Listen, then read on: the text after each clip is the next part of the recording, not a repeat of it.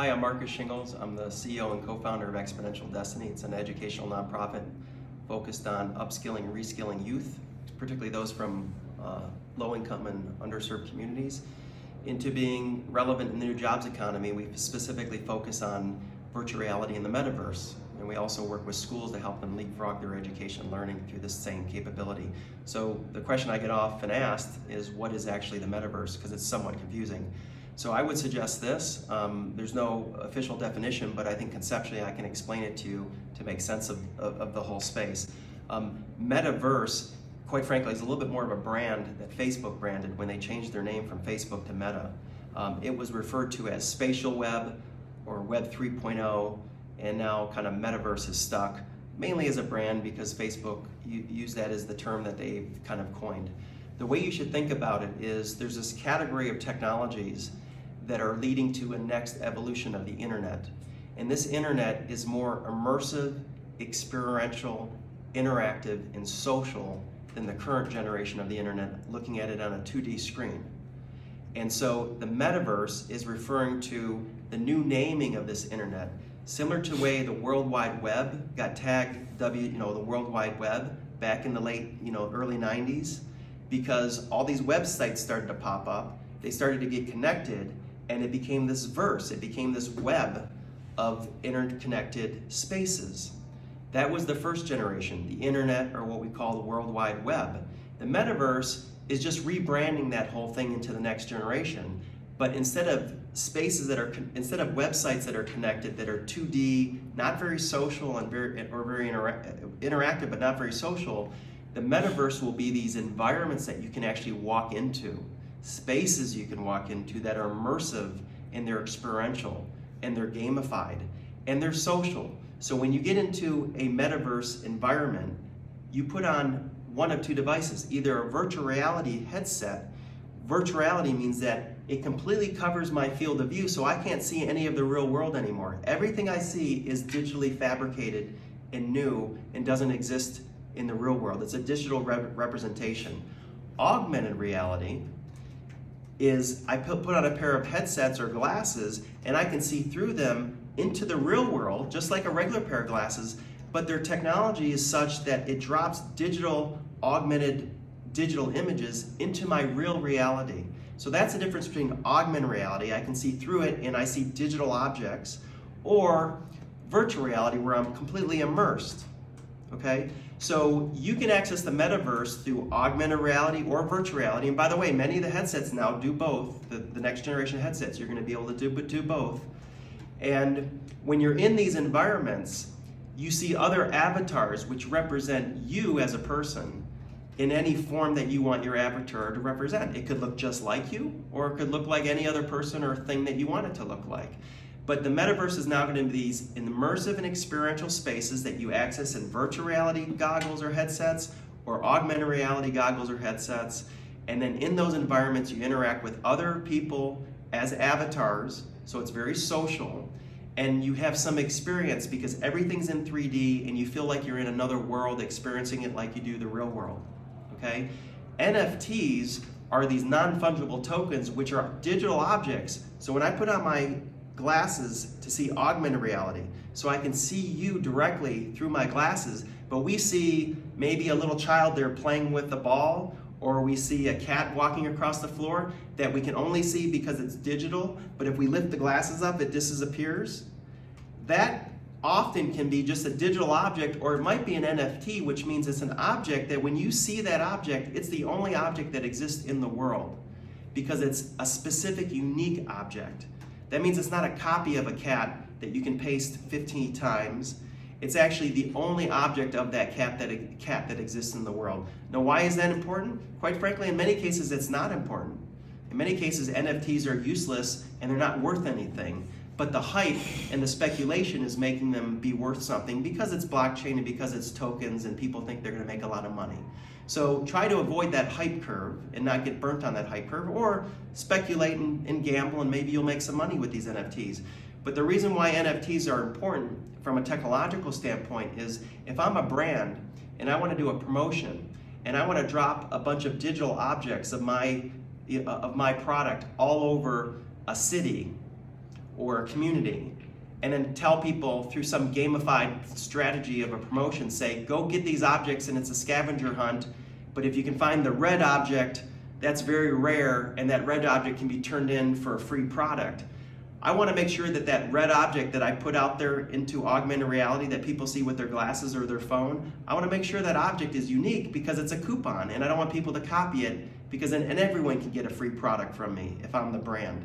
So I create an NFT, which means it's a validated unique object, which means when that person turns in that NFT, meaning they grab that digital object, they get it into their wallet just like a crypto token, and they show me, here's the object, I have it, you owe me a free product, I can make sure that it's actually a non-fungible token. I can make sure it's a unique object that exists nowhere else in the world. Just like when you have a crypto token, no one else can have that crypto token. So that's all an NFT is. It's a digital object that's similar to a crypto token, but it represents some digital form. Now the reason why you see people getting all excited and spending millions of dollars, like I said, a lot is speculation, a lot of it's hype, and some of it is a scam.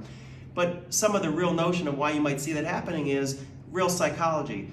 If I invite you to my physical house, and when you come to my house, you notice that I have a picture on the wall of Van Gogh. And you can see that I have a certificate telling it's the original Van Gogh. You must think, I must be pretty important. I must have a lot of money because I have a Van Gogh painting in my house, right?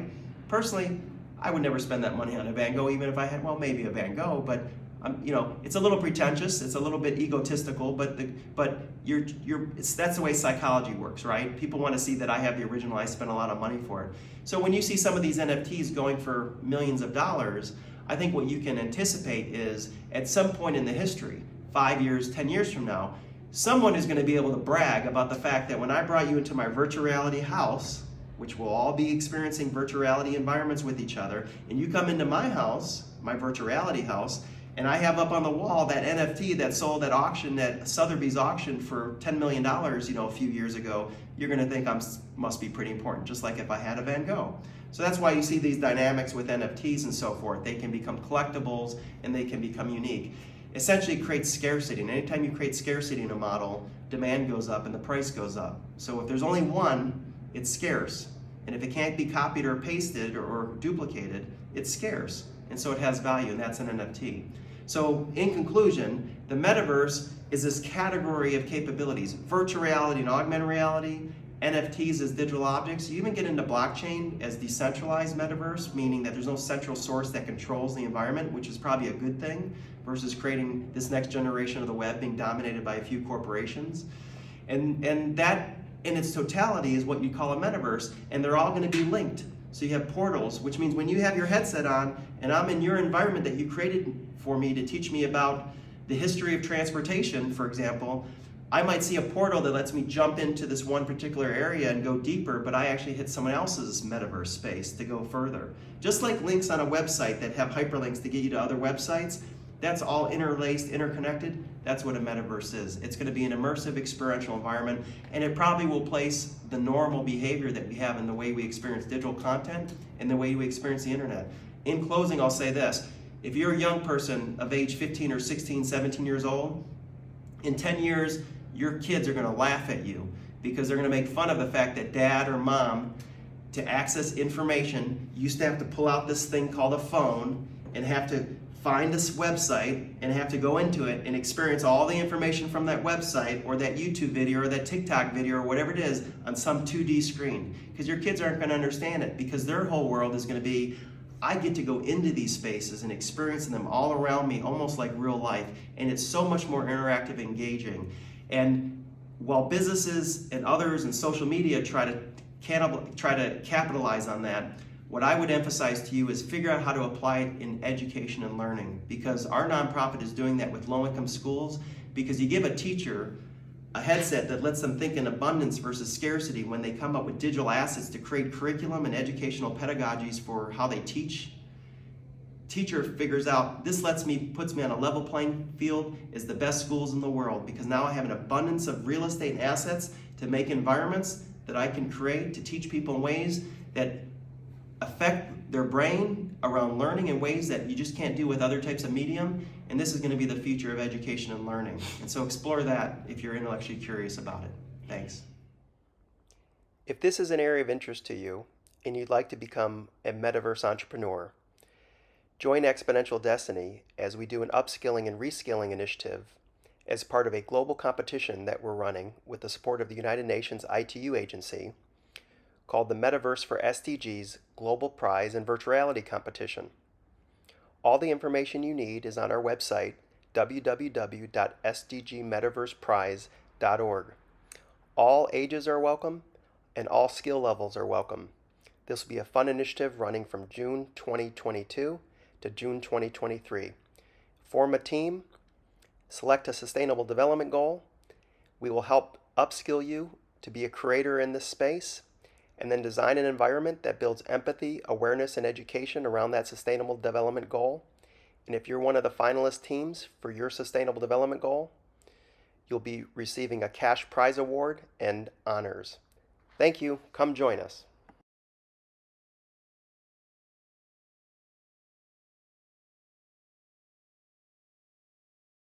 Give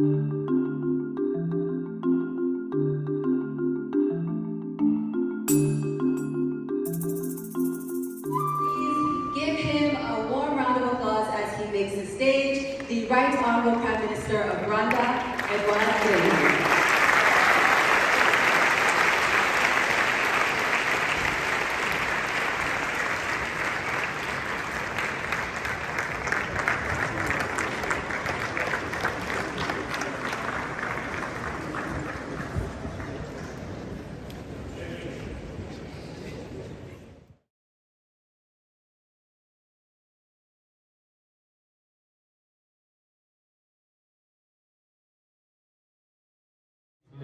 Right? Because it is that simple. And you do follow the same thought process as when you make a PowerPoint. So when I grab my Oculus headset and I put it on, right? That's awesome, yeah.